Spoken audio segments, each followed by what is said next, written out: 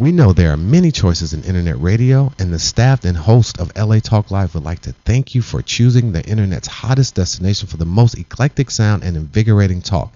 This is LA Talk Live. We are more than just talk.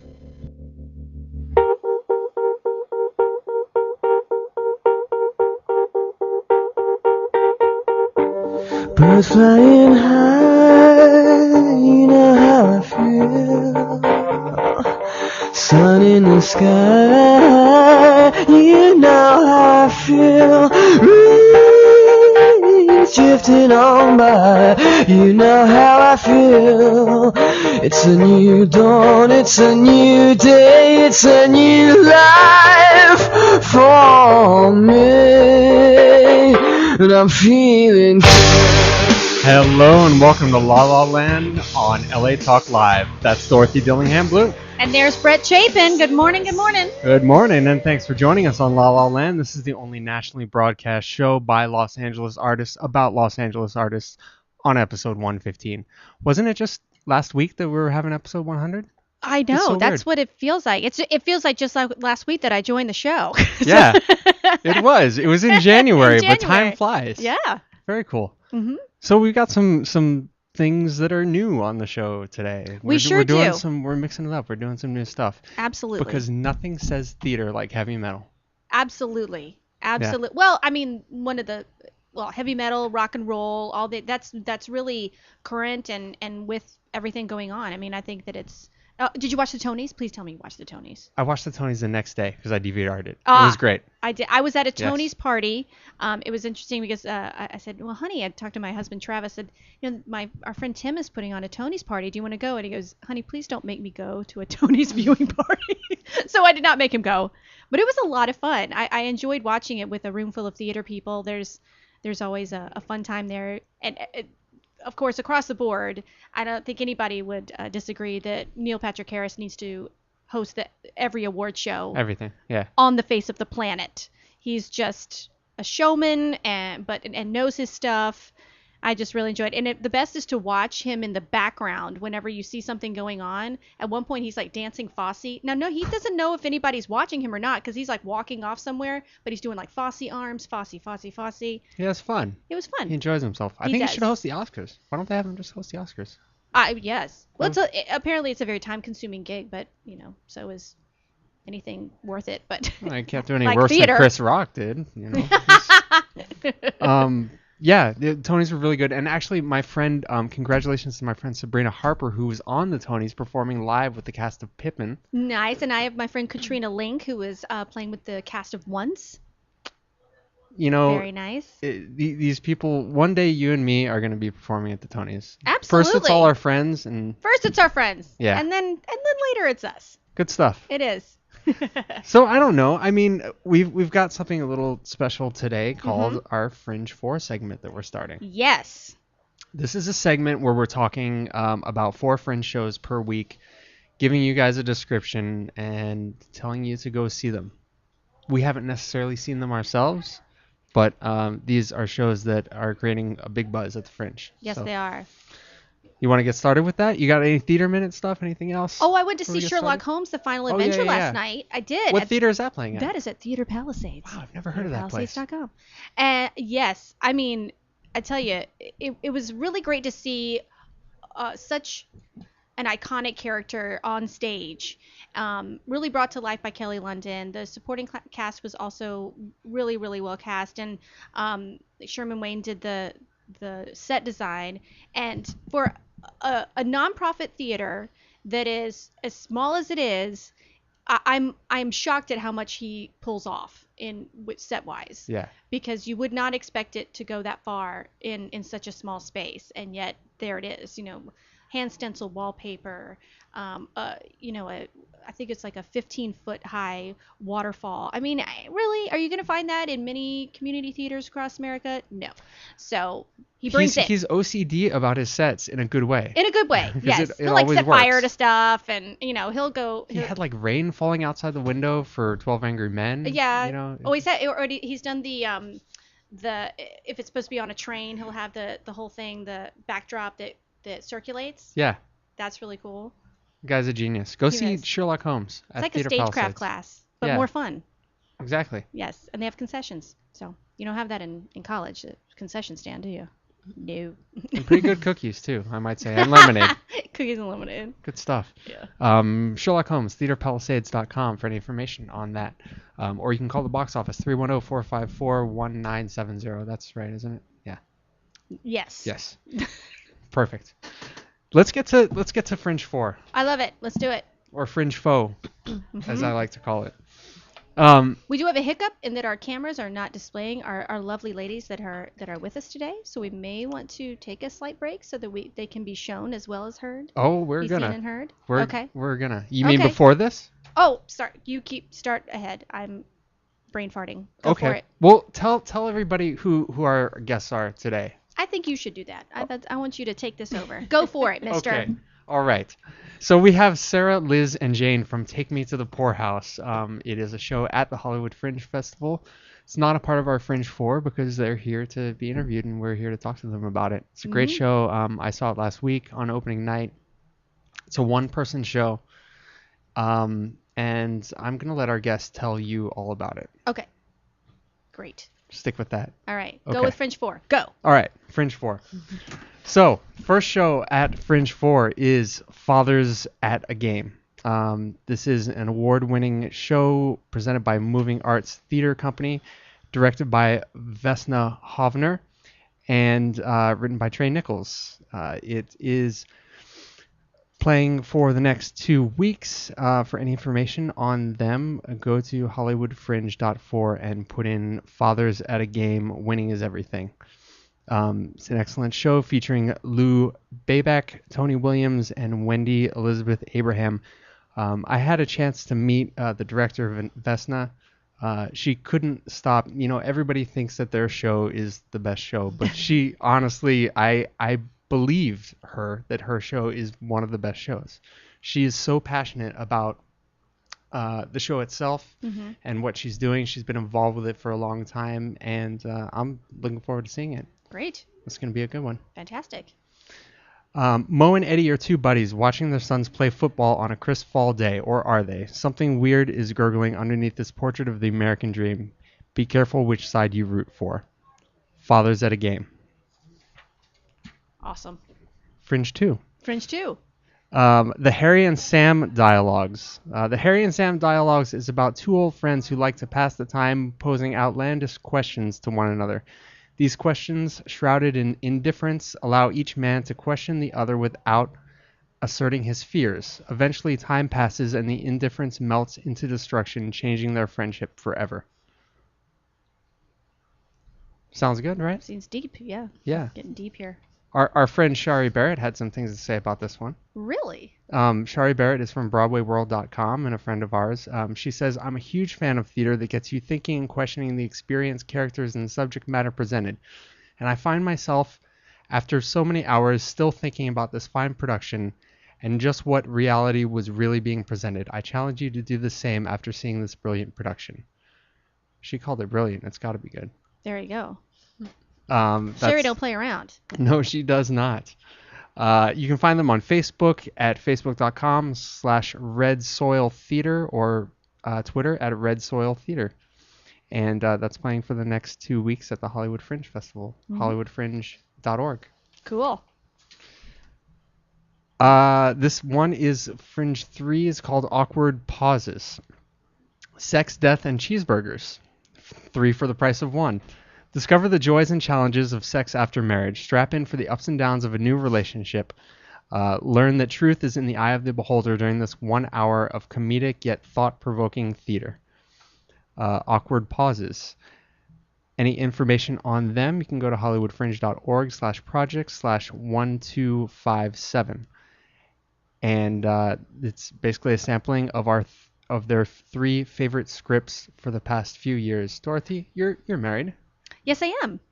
Do you two talk about sex, death, and cheeseburgers very often, or? You mean with my husband? Yes. Oh, yes, absolutely. Yeah. 3 weeks before my wedding, my father-in-law died very suddenly. And so that, of course, is a piece of information you don't expect to have to digest along with a wedding. And then, sex does change after marriage. It has to become more scheduled, especially after you have a child. You have to really like, all right, Tuesday, 8:45, you, me, like seriously. And then cheeseburgers. Hopefully it's not just till 8:46. What? So, go on. Okay. Go on. And then cheeseburgers, there's always the weekly or meals of some sort. We are strategic and about our meal plan every week. We make a list of like, okay, and then our big treat actually is when we decide we're going to forego the healthy fish and chicken and have a night of cheeseburgers. And we both like medium cheddar, and I think that's what keeps our marriage strong is our love of medium cheddar. And so that's what it is. You're listening, Travis? Medium cheddar. Medium cheddar. Medium cheddar and the cheeseburgers. But yeah. Does that answer? So this is one that you should see. Absolutely. With Travis. Awkward pauses. Fantastic. Yes. So you're going to babysit? Sure. Great. Why not? Okay. Except last time Rex was here, he screamed and ran out of the room. So I don't know if I'd be the best choice, but I don't know if that was about me. you. Yeah. It wasn't about you. Right. He was a little nervous being on air. We'll get him back on here one of these days soon. Yeah, we'll try it another time. Cutest little kid. Looks just like his dad. He does. Awkward pauses for the next 2 weeks at the Hollywood Fringe Festival. This is a fun one. And something a little different. Demystifying Magic playing at the Hollywood Fringe Festival. This show tracks celebrated entertainer Richard Rider, portrayed by Bob Gebert. Richard, the son of a legendary musician, becomes a child prodigy when his father put him on stage at age 5. He catapulted to the worldwide fame as a spokesman for a cereal company. Life seems perfectly glamorous at this point until he was called before the House Un-American Activities Committee and was blacklisted for 20 years. His life changes forever when he falls in the arms of his love, Elaine, who teaches him to speak his soul through magic. I think there's some magic that happens during this show. They've got magic to do just for you? I think they do. That's playing June 13th, 14th, 21st, 22nd, 28th, and 29th at the Flight Theater at the Complex Hollywood Fringe Festival. Something different. Okay. Little magic. I like magic. I know some people just are completely turned off by magic, but I'm not one of those people. I'm continuously amazed by the skill and the performance level that's necessary to make a good magician. Those guys really do have to. I mean, it really is an art. Mm-hmm. It's not just getting up there and doing card tricks. It really is an art. There's distraction and sleight of hand, and I saw that somebody said that theater was like magic this week. Somebody put on Twitter saying that it distracts you and gets you involved while reaching in with sleight of hand and touching your heart. Our former guest Emma Hawley said that. Oh, yes. Good theater certainly does. Yes. Yeah, Mm-hmm. absolutely. So go see Demystifying Magic at the Hollywood Fringe Festival. That's another good one. And that is our Fringe 4. We've got 4 more next week, 4 more the week after that, and the Hollywood Fringe Festival ends on June 30th. Great. So make sure you check it out. Yep. HollywoodFringe.org. Mm-hmm. Time to talk to the Borehouse. All right, sounds good. We'll take a little break and be back to talk to our guests. On La La Land on LA Talk Live.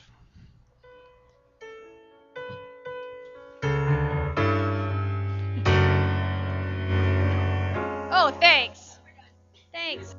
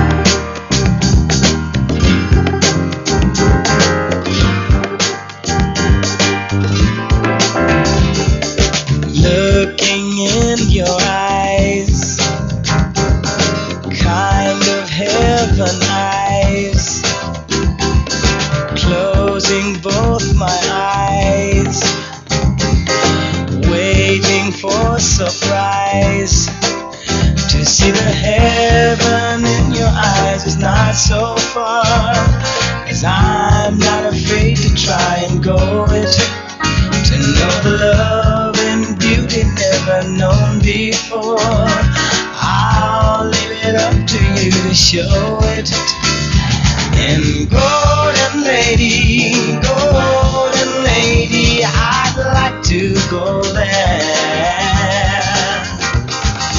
Go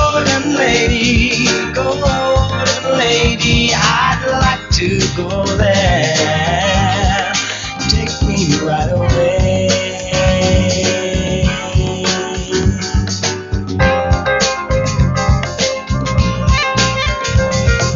Looking at your hands, hands can understand. Waiting for the chance just to hold your hand. A touch of rain and sunshine made the flower grow into a lovely smile that's blooming. And it's so clear to me that here's a dream come true. There's no way that I'll be losing. And golden lady, I'd like to go there. Golden lady, I'd like to go there. Take me right away.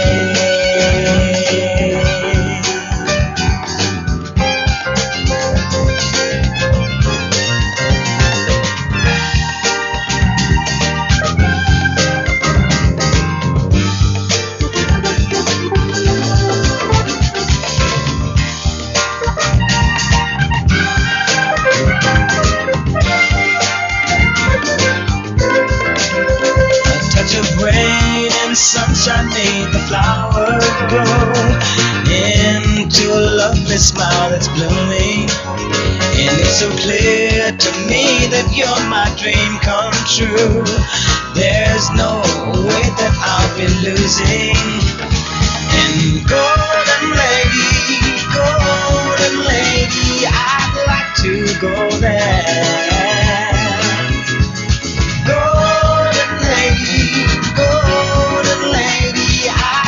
To go there.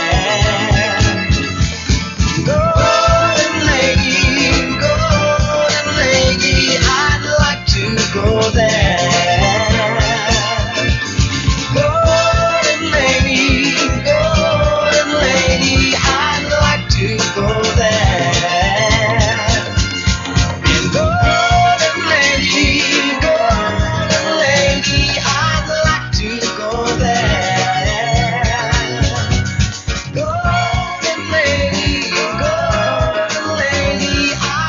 to go there. Welcome back to La La Land on LA Talk Live. That's Dorothy Dillingham Blue. I'm Brett Chapin, and we are talking today with the lovely ladies of To the Poorhouse. We have with us Sarah Fenton. Hello. Liz Femi and Jane Morris. Oh, my.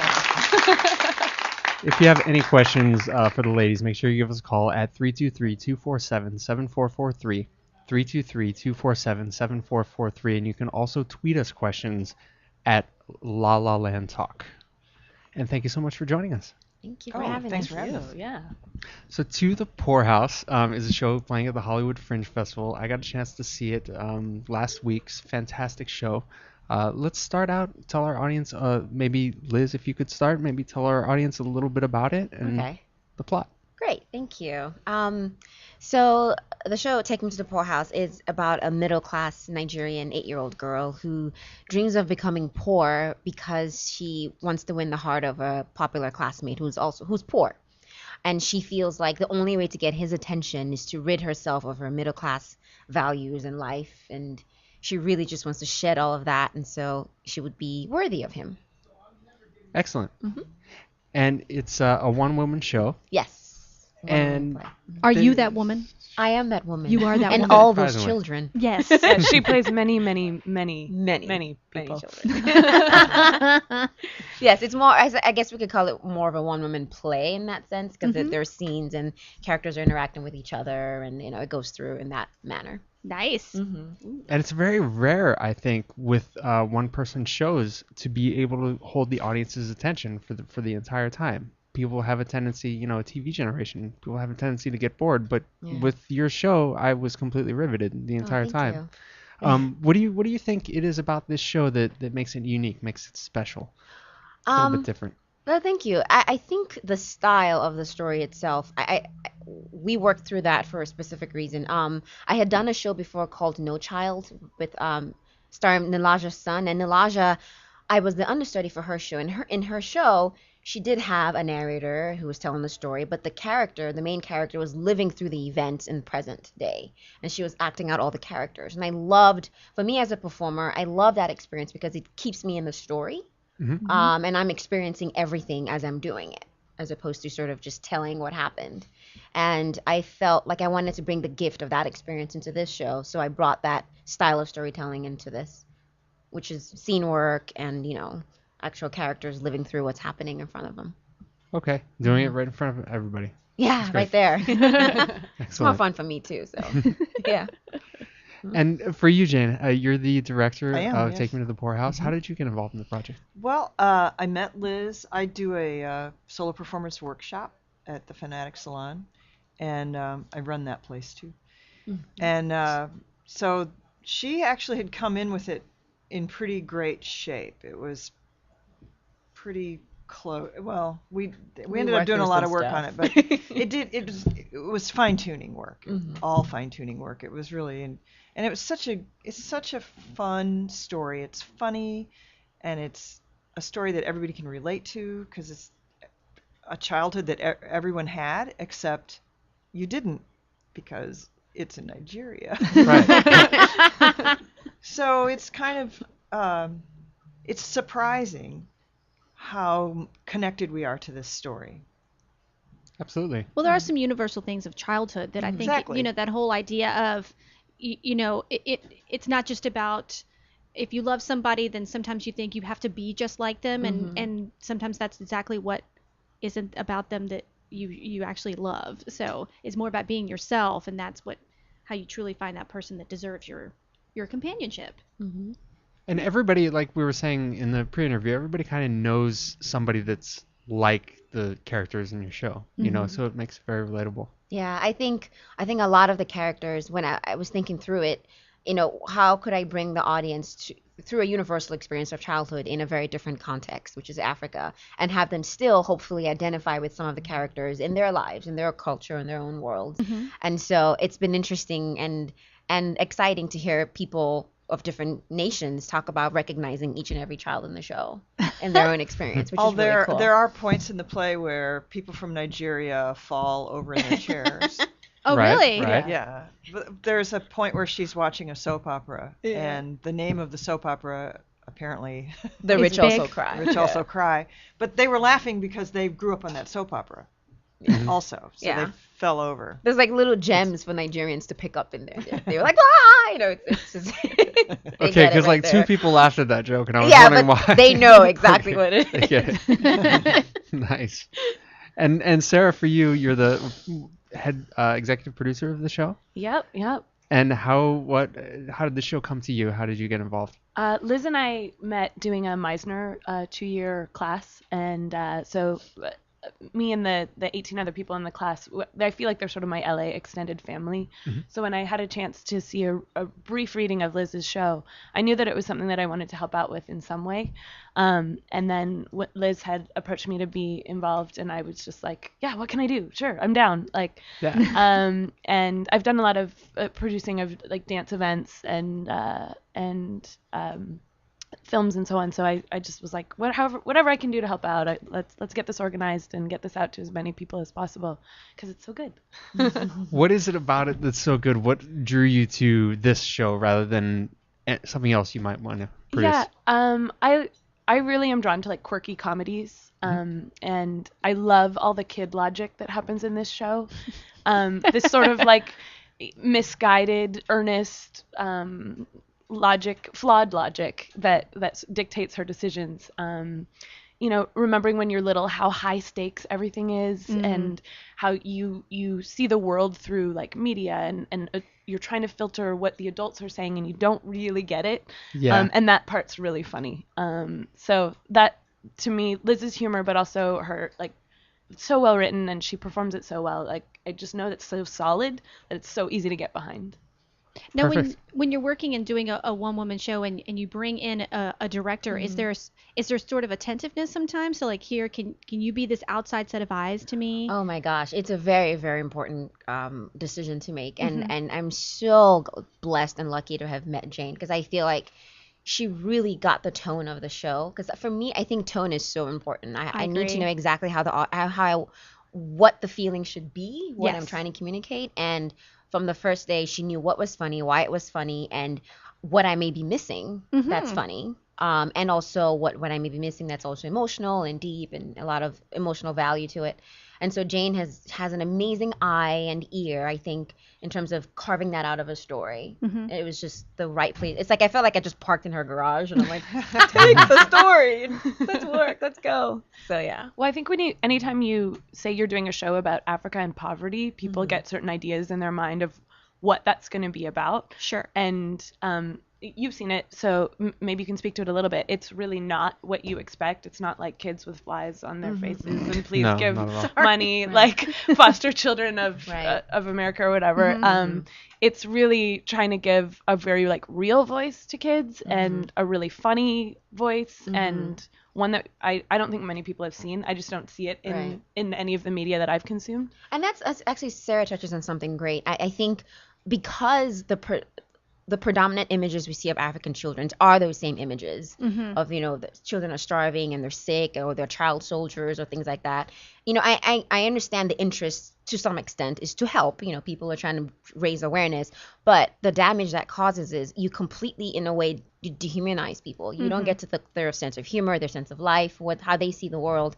And I remember when I was a kid, whenever I talk about this in my Indiegogo video, but I would watch these videos and I'm thinking, I don't understand why I keep seeing these same pictures. The kids around me are not, this is not all we're living. This is not all I see. I saw, and so I felt, and it can, as a child, it can actually affect you in a negative way because you Of think course. this is how the world sees me. They don't see, how come that's all they see? You're not a homogenous group of people. You're Exactly. individual personalities Absolutely. with different dreams and hopes and wants Absolutely. and needs. And to make it sort of this blanket statement of all African children need this. then Exactly. that's not really addressing Yeah. the And the uniqueness. quirk of kids' imaginations, I think that for me is key for the show. How kids around the world have imaginary friends and what they see. Oh, I yeah. think that's a doorway into that world of showing more.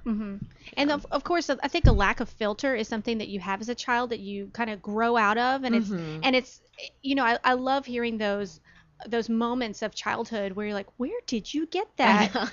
A friend of ours is from the Twitter feed of preschool gems, and if you want to make your day, like go on that Twitter feed and just read what her preschooler said to her that day, because it'll just make your day, because you just and like the other day Rex goes, you know what, cats and babies are naughty. Oh, well, there you go. And it's just, but there's those truthful does have a moments. point. He does have a Yeah. point. And that's the thing. It's like, So because no profound. one wants to say about how babies are naughty. Right. No one wants to talk about, oh, babies are beautiful and they have all Right. this stuff. Well, babies are sometimes naughty. Right. And that's, you have to bring that moment, that little piece of Right. current. And how they're so decisive about it. Yes! It's like, this is what I know. I was in a preschool class once and I watched the kids. They were playing hospital, not doctor, hospital. They had a receptionist. They had Yes. everything going on. The kids would come in, sock babies would come in. And she would look at the bed. Oh, her kidney's broken, and she has a splinter in her head. We have to crack her brain open. Yes. Or And somebody just went and got a hammer. They just got a I'm hammer. gonna get a hammer. They say yes. They're like, yes, Yes. I'm getting the hammer. And then she decides that her husband is at home and he plays the guitar and she works as a receptionist and that's what Yes. she does. So Yeah, I, as a child, was going to be a nun during the day Yeah. and then go home and be a housewife at night. That There was you my go. plan. I had that plan. I love it. two Were you paychecks. Were you raised Episcopalian? No, I was Catholic to the eyeballs. Okay, got it.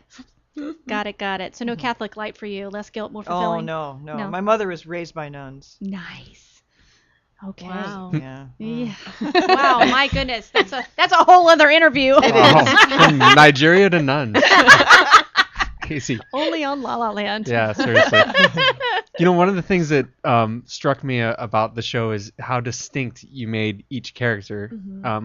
Two characters, like, for example, the young girl and the mother, be having a conversation, and you would just cut from one to the other, real specifically. Mm-hmm. Was that difficult making those transitions and making each character unique? It definitely takes a while. I mean, finding the point of view and also the physicality that represents their point of view as well. You know, like how my mother stands is different from how I stand, and how that represents how she sees the world and all of that. I think it's more fun that to do it that way. Actually, it's difficult, but it's more fun because it sort of keeps the rhythm. It makes me. It's like you have to hear what the other person just said, and you have to respond to it. So you're sort of going moment by moment, responding, and that I think has helped just sort of switch from point of view to point of Right. view. It's a then big we added- exercise as an Yeah, actor. It is, and then we add a third element where she's also sometimes inside that dialogue, stopping to talk to the audience. Right. Doesn't so the audience is another character Right. in a Right. sense Mhm. because we're letting them into the scene, Mm-hmm. and Absolutely. we had to kind of figure out how that happens, where it happens. When are you in real time, and when are you back In the story. in the story, Mhm. back and forth, and sometimes you're in real time and in the story at the same time, Right. which is Yeah. I think Yeah. what keeps people so involved. Yeah. Well, in It's- rehearsal, it was kind of like at one point it got really technical. It was like, no, you have to put your foot this way Yeah. and lean this far, so we believe that you're that person and you're not Right. stepping on the person that you were just talking to. And Mhm. it was almost felt like doing a bit of choreography for a little choreography, yeah. bit. Oh, there was, sure. yeah. Yeah, and so just the specificity of it and being able to like hit certain marks so that you were really convincing as, Even as Fred multiple got people. in on that at one point. Yeah. Yeah. Fred Kaz is I don't know if you noticed the beautiful music that scores the whole No, it's show. great music. Oh my gosh. Yeah, Fred Kaz wrote that for the show, and he came in to watch the show to see where to put it and what he should do, and actually helped us with one scene that we were just vexed. We were like, Figure out how to do it. it. It's like 4 Yeah. kids in the classroom. He Four, was like- 6 actually. Yeah. 6 characters there's- played Oh, yeah, by one that's a tough person one. at one. Oh was my Yeah, just- they're all in the goodness. scene together, so it was like at one point there's 4 of them all talking, and Fred actually helped us iron that one out because we had been going round and round with it for a while. When in doubt, ask a musician. Yeah. We're talking with Liz Femi, Jane Morris, and Sara Fenton of Take Me to the Poorhouse at the Hollywood Fringe Festival. If you have any questions for them, give us a call at 323-247-7443. Now you mentioned you had grown up seeing these sort of images of who needs help, but on the other side, does that think of? I think you had mentioned some that you were working with a charitable organization. Oh yes, yes, absolutely. We are working with an organization called Mama Hope. Mama Hope is a nonprofit with a mission to stop the pity and unlock the potential in African communities. Ah. And so their goal is philanthropy. They're going in, but it sort of takes out that paternalistic dynamic where you sort of go in and you help, and the people who and you're sort of a Helping sa- someone, like, savior, lesser than someone you, who's or- less yeah. than you, and what they go in and they find ways to have the people empower themselves, and they even have a video about negative stereotypes of Africans and Africans themselves talking about those stereotypes. So they're very aware of it, which I appreciated someone being aware of that, and also doing everything they can to fight to not use that model. Sure. And to come up with more interesting and dynamic ways to help people. Because I know there's some organizations that have really targeted the entrepreneurial spirit of women. Yes. In third world countries and trying to help that spirit. Like there's the Heifer Foundation and others like that that are working to, instead of how can I bring you up, it's like what tools can we give you so that you can bring up yourself. Wonderful. So that it's use your creativity, your entrepreneurial spirit, and really find something new that you can pass on to your family and your neighbors as a community. So yeah, and that's exactly why we picked Mama Hope. We have pledged to donate 10% of all our ticket proceeds to them, just to support and also just share about them and spread awareness. And you're going to New York with this. Yes, we are. really, that's so exciting. Tell everyone about Thank that. you. LA loves New York. LA loves New York. We do, NYC. We love you. Yeah, we got the invitation just after our preview to attend the United Solo Festival, and it was just we were already so excited that the show is opening, and then there's just the extra like icing on the cake, cherry Very on much top. so. So that's happening in the fall. We don't have confirmed dates yet, but we'll of course be posting it on our website and letting our mailing list know when we have that confirmed. All right. Congratulations. Thank you. Very nice. Very cool. Love it. Take Me to the Poorhouse, Hollywood Fringe Festival, hollywoodfringe.org, or takemetothepoorhouse.com, right? Yes. Great. Yeah, we have a Father's Day show tomorrow. Well, it's not a Father's Day show. Like, it's the normal show. happening but on it's Father's happening Day. on Father's Day. Yes. So anyone, if your parents are out of state and you want to come, or if you want to bring your dad. Great. There's a dad in the show, so And a grandfather. and a grandfather. Go for And it. about 20 other people. Yeah. Just one person on stage. Jane Morris, Liz Femi, and Sara Fenton, thank you so much for joining us. Thank for having you. us. We're going to take a quick break and come back with No Vanquished, That's right. playing a That's little right. live music, That's right. rock and roll. Awesome. If you want to ask No Vanquished any questions or talk to them about their awesome music, make sure to call us at 323-247-7443. You can find us on Facebook at La La Land Talk and Twitter at La La Land Talk. And we'll be back on La La Land Talk with Brett and Dorothy Dillingham Blue on LA Talk Live.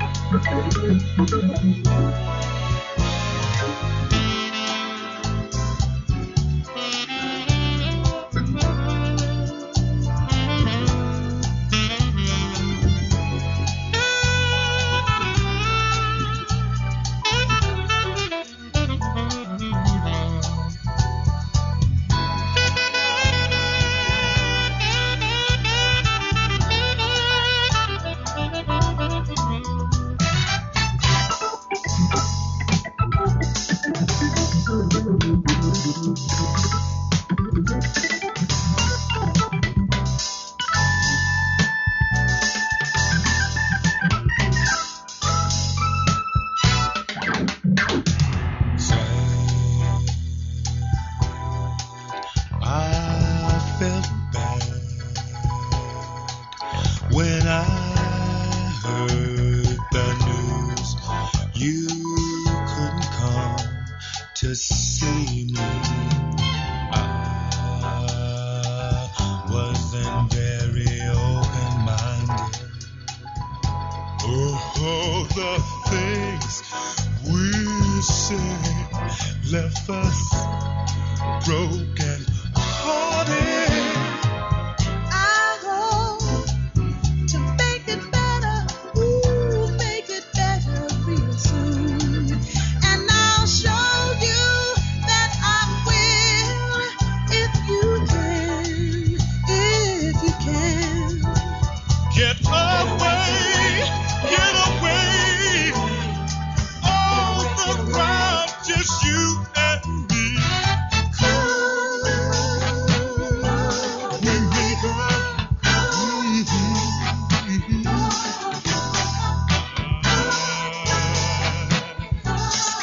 Make up with you.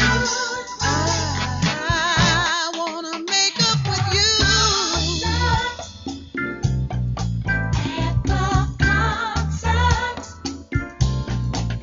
At the concert. At the concert.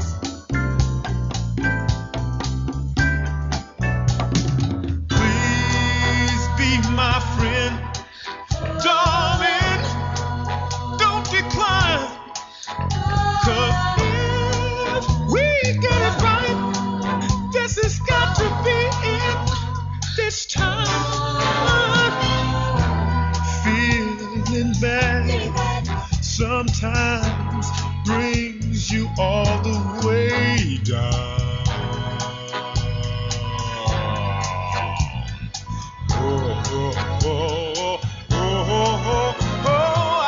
I hope to make it better real soon. Real soon. And I'll show you that I will, if you can.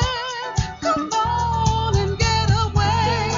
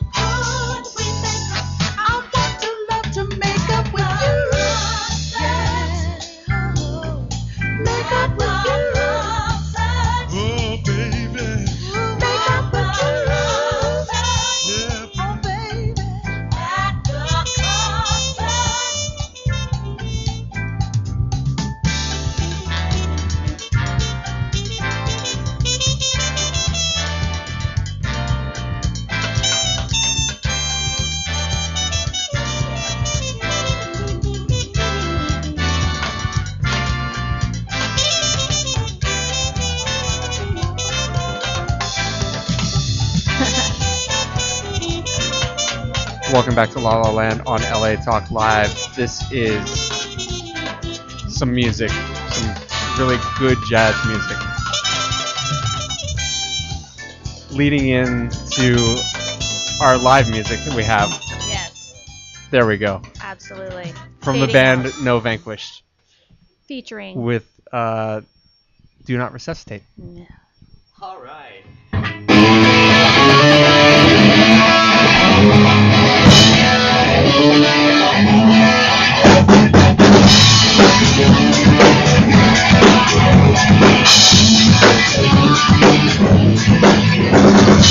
I wanna know why it's such a crime not to wanna work the 9 to 5 teams. Everybody wants to be a Philistine, but I really think that's a crime. Most everyone is coming from a place of fear. They're working drum jobs, they don't wanna be here. The thought of being happy really seems too weird. They can just go with the flow. I don't think I'll survive this kind of life. It's gonna drive me insane. Why can't I do what I want without all the ridicule and talk? Why does everybody have to be in some opposition to happiness? I'm always being asked to toe the line. I'm living someone else's life, not mine. To hold the going with the crack can really be sublime. But to them say that I'm a stress. I don't think I'll survive this kind of life. It's gonna drive me insane.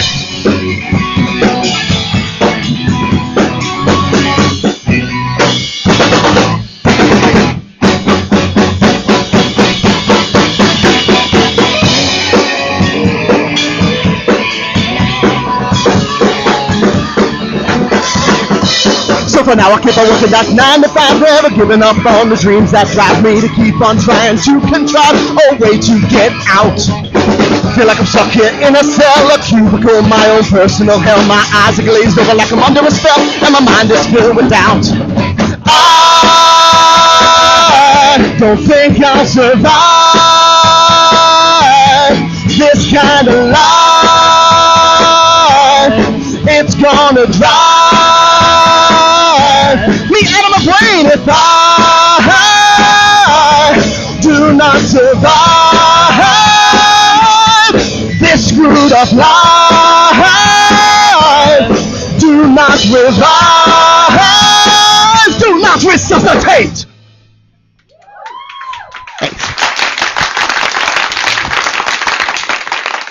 No Vanquished. No Vanquished. That is Jeremy Sage on vocals. We have Jerry Olson on drums, John Paget at guitar, and Brittany Kranitz on bass. Yeah. You guys are awesome. Thank you. Thank you. Wow.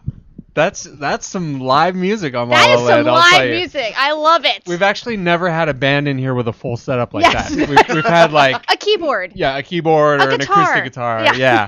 Okay, so when the But- police show up in a few minutes, just direct them to me. I'm used to it. It's okay. It's all Well, good. you know, I deal with the Kelly Thomas people. I deal with the police all the time. Not Yes. just for the band, you know? We'll keep an eye on it. Yeah. Right.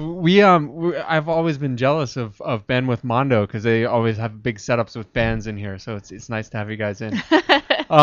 So tell me, for whoever wants to answer this question, how did you guys all come together and form No Vanquish? Well, I'm going to refer that to John because he's the man who started this whole thing. Awesome. Yeah, I guess you could blame me. I actually started this as a carry-on to a punk band that I was in called No Victor. And that didn't work out, so No Vanquished was kind of the continuation of No Victor. No Victor, No Vanquished. You do recognize the phrase, right? Yes. No Vanquished obviously did not end up being a punk band. A band ends up being a collaboration of the members that you put together. And I'm very happy with what I put together, and it didn't really end up being punk, but we're fitting along with everybody, having a lot of fun, and causing some waves. We're a themed band, so you come out, you sing along, you scream along, you yell your profane, well, anyway. But yeah, I feel we definitely have a punk undercurrent, and certainly the message Yes. still fits into the I punk would genre. agree.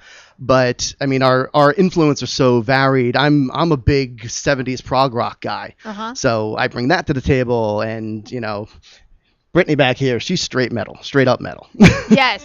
And then you got Jerry. This dude can play anything. I'm talking, I mean, he can play rock, metal, jazz, blues. It doesn't matter. He'll just go for it.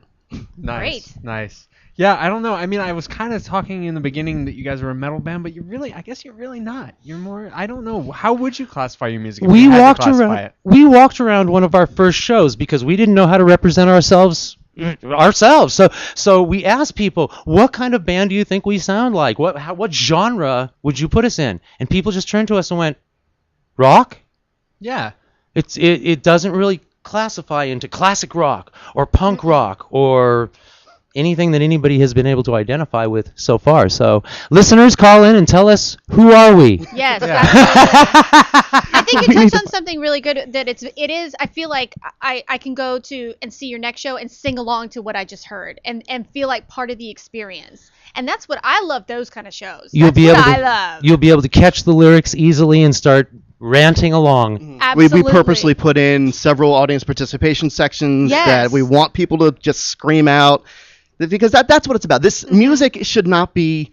I don't think music should be strictly a fourth wall. We're here, you're here to watch us. Right. It should be a collaborative art. It's just as much about the audience being there as it is about us being up here, because quite frankly, if we didn't have the audience, we would have no reason to be up here. Exactly.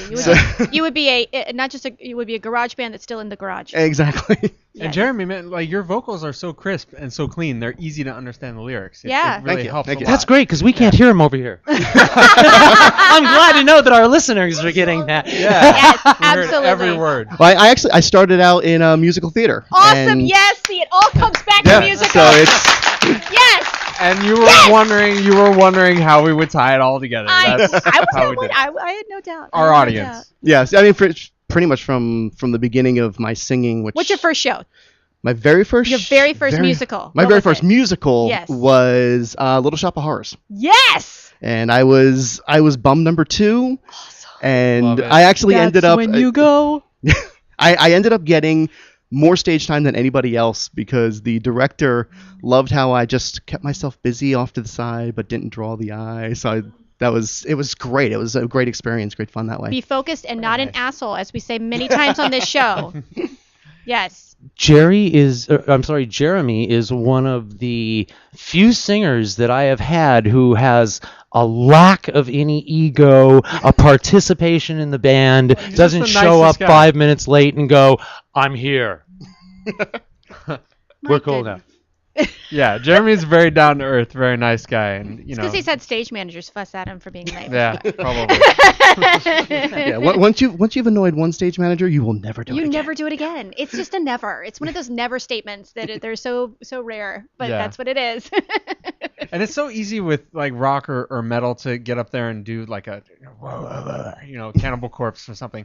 But you're very how do I put this? I guess you have a charisma on stage that really comes out to the audience. Thank you. That's But it's good well stuff. rounded, I think. But I see the whole band. Like when I'm listening to them, I can definitely hear everyone. It's not over. The balance is so good because I love bass. I'm a huge bass fan, and whenever that is diminished in a track, I like freak out. Like, where's the heartbeat? Where's the heartbeat of the song? We were very, very lucky to get Brittany over here. Yes. Because We've been searching for a long time for not only somebody who was able to play the music, but for somebody who was into the theme and the cause. You have to have a team member, and that team member extends out to the audience, just like Exactly. Jeremy was saying. You're part of this. Scream along. And the Exactly. bass player is Change always things. the mysterious one. She strikes me as a little mysterious. Yes. I don't Actually, if you go to our website, the bio, she wouldn't give us a bio.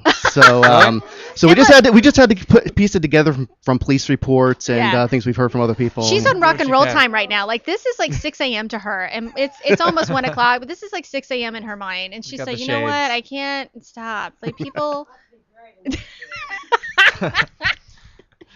Yeah, well, none of us got much sleep. I didn't get much sleep myself last night. I heard this is cable media, so I'm allowed to say the F word. I can say Fullerton here on your. Fullerton has been very naughty lately. There's some really crappy things happening with their homeless. I mean, it's not enough that they killed a schizophrenic homeless guy by the name of Kelly Thomas. couple of years ago, they have just evicted their entire homeless community. They say on the media that, well, we've given these places, they have options for places to go, but all of the options have catches. They're really, these people don't know where they're going to go. The chief of police told me that anybody who knows where they're going and has somebody who will let them stay with them, we're providing U-Hauls. And I looked at him and I said, listen to what you just said. That's the whole problem. I offered my truck 2 days ago. These people have no clue where to go. If they had a place to go, they'd be there. They wouldn't be homeless. Exactly. Fullerton has told their entire homeless community that they will fine them, which they don't have money, which turns into a warrant, which means we can put them in jail. Neat little system we have. You know that whole plan that we had to have the city of Fullerton as one of our sponsors? I don't think it's going to happen. Okay, that's all right. I don't want them anyway.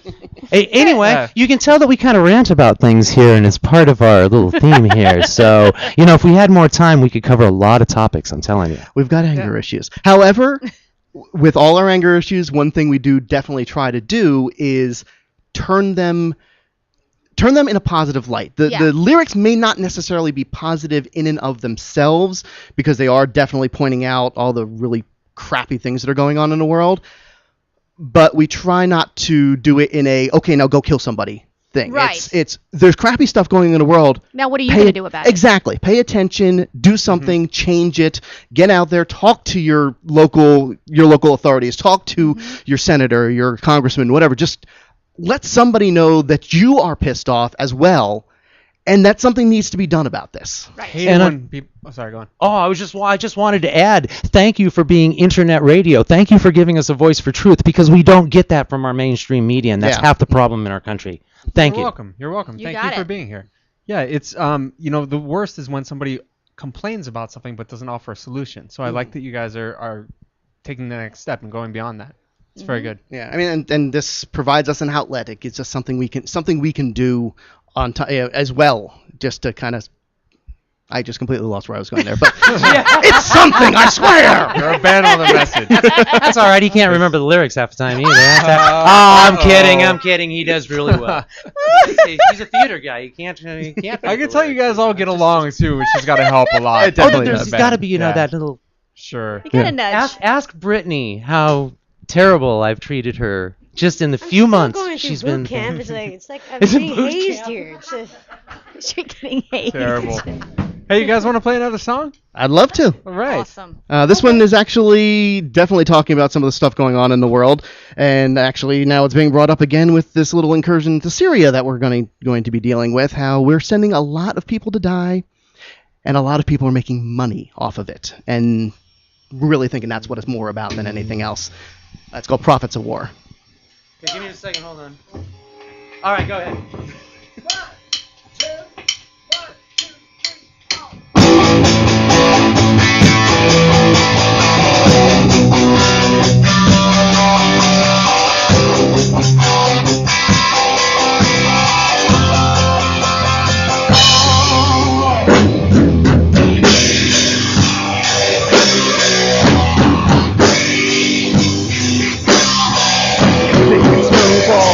To go to war, the soldiers don't know what they're really fighting for. They're taking orders from on high. Corporations making money, sending them to die. Prophets of war, that's what they're here for. There's money to be earned while our freedoms are burned. Prophets of war, that's what they're here for. There's money to be earned while our freedoms are burned. They're fighting for democracy, but things keep getting worse out here as far as I can see. Who knows? Who make the rules? We all prefer looking them and but face the facts, the truth is worse. They're smart enough to have a side of put cash in their purse. Prophets of war, that's what they're here for. There's money to be earned while our freedom's all burned. Prophets of war, that's what they're here for. There's money to be earned while our freedoms are burned. War gets more war. So what the hell are we fighting for? War begets more war. So what the hell are we fighting for? War begets more war. So what the hell are we fighting for? War begets more war. So what the hell are we fighting for? War begets more war. So what the hell are we fighting for? War begets more war. So what the hell are we fighting for?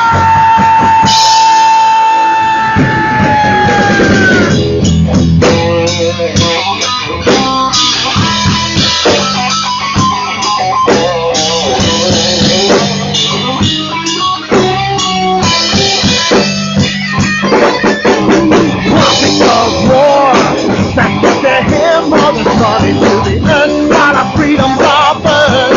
Prophets of war, that's what they hear more than money to the earth while our freedom's offered. Prophets of war, that's why they're here. So what's your freedom song?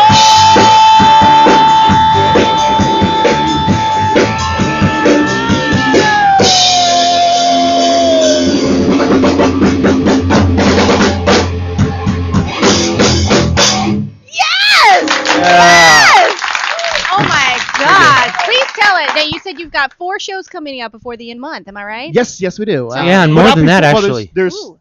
two. Well, there's 2 before the end of the month, and then Okay. 2 right at the beginning of July. Fabulous. And how can we find out where are they? guys don't even know about.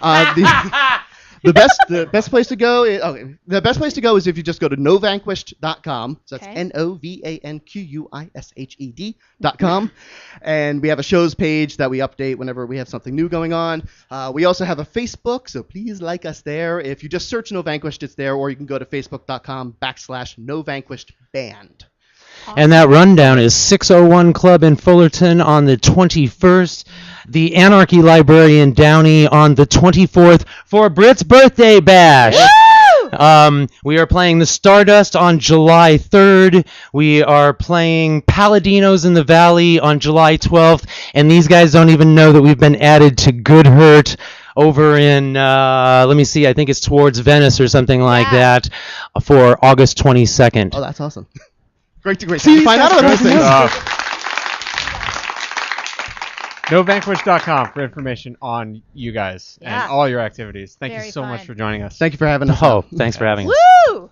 Rock live music on La La Land. Dig it. Full setup. I dig it. Good stuff. Yes. All right. So what's up for next week, Brett? Well, I don't know. We're All right. you know. Okay. Cool. We got more Yeah. fringe stuff. We got don't know. fringing. We're fringing. We're rocking. We're doing all kinds of cool stuff. Yeah, let's take a real quick break and, Okay. and come back and tell everyone about that on All La right. La Land on LA Talk Live. Excellent. Okay.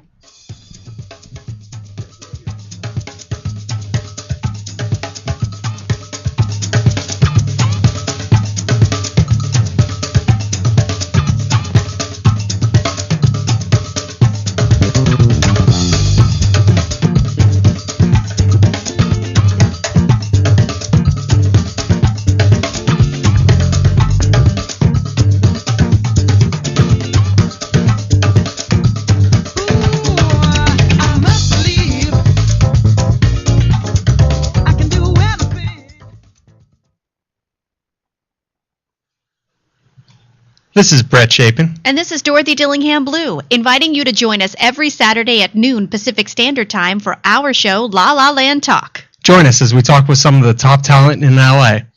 Artists' untold stories, your phone calls, and live on-location broadcasts have made La La Land one of the best sources in LA for everything entertainment. So don't forget to tune in to La La Land Talk. Exclusively on latalklive.com. You can also catch us on iTunes Radio, R&B, Live 365, Radio Flag, and now Stitcher Radio. Or watch and listen directly at latalklive.com. Saturdays at noon Pacific time. Find us on Facebook at facebook.com/LaLaLandTalk, Twitter, twitter.com/LaLaLandTalk. Reality radio handcrafted for your listening pleasure. This is LA Talk Live. And we are more than just talk. I think we've got a Shakespeare monologue or two we could do. Yeah. Jazz hands, jazz hands. Kickball change. Good That's stuff. what I'm saying. Mm-hmm. I'll do some Pippin. Ooh, yeah. Some miming. I'm in a box. I'm in a box. I'm in a box.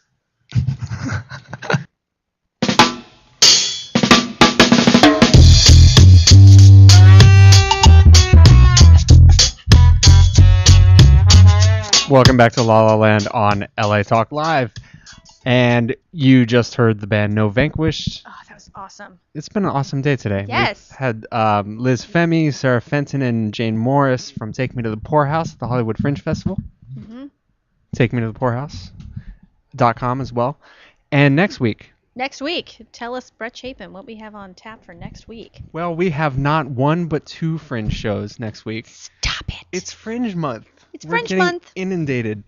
We have Chris Farah coming on from the show Fancy. Cannot wait to talk with him. And we also have Mary Mather coming on to talk to us about her Fringe show as well. So Lovely. good stuff. Yeah. Next week. Find us on Facebook at facebook.com/LaLaLandTalk, Twitter, twitter.com/LaLaLandTalk. You can send us an email to lalalandtalk@gmail.com. If you would like to be interviewed on La La Land Talk, send us an email as well. If you have a show that is going on and you'd like to be in our Theater Minute segment, send us an email. And if you want to say hi and tell us what you had for dinner, send us an email. Absolutely. And Yeah. you can follow us individually on Twitter as well. Yes. So it's at Brett Chapin or at Dorothy D. Blue. Or, you can send us a message through telepathy or That works outer well. space. Pigeon, homing pigeon Whatever. as well works. Good stuff. So until next week. That's Brett Chapin. And that's Dorothy Dillingham Blue. This is La La Land on LA Talk Live. We'll see you at the top.